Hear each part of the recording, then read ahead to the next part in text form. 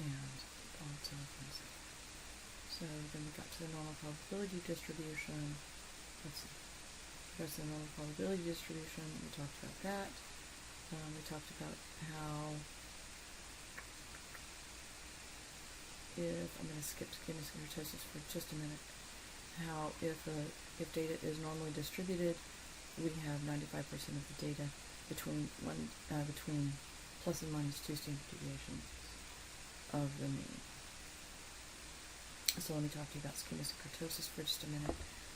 So you did some measures of skewness and kurtosis for your project. Let me unhide these.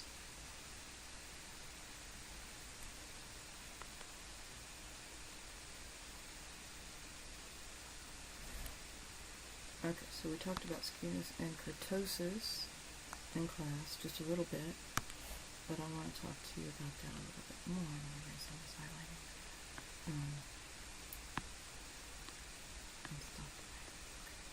I'm going to talk to you about that a little bit more. So you calculated skewness and kurtosis for each of your stocks and the S&P. So notice that skewness here is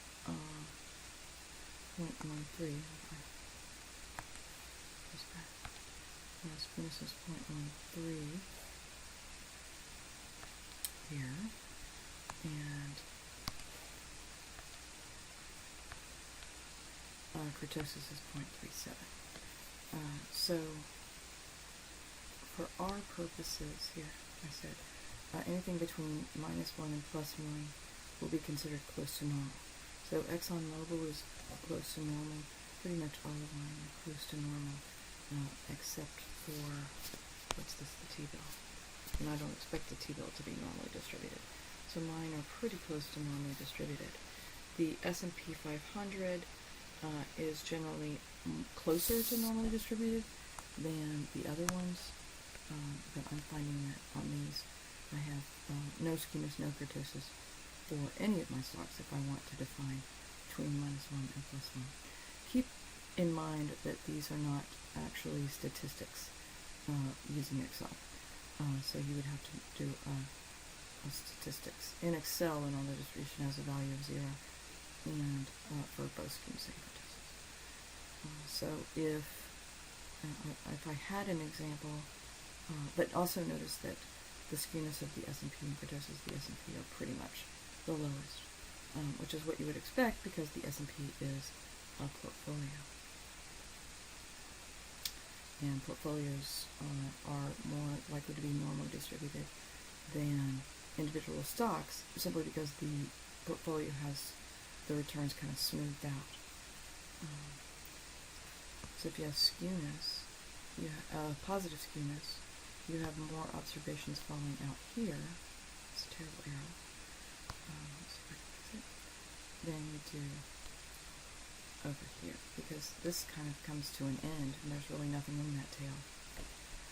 And then for negative skewness, you have more occurring out there. Kurtosis, we talked about in class, you have more in the tails than you expect to see. Therefore, you would have the potential for more returns happening in the extreme values. So if your returns are not normally distributed, you can see that could have a big effect if you assume the normal distribution. Okay, so I had you do a couple of probabilities in your questions. You're going to use the norm dist function to find out the norm dist function calculates the area P to the left of X, so the area underneath the curve to the left of whatever value you're trying to evaluate. So what's the probability that your return will be less than X? That's what the norm dist function does. So I hope that helps you answer your questions, and I hope you have a nice rest of your weekend, and I'll see you Monday. Project is due Monday at midnight.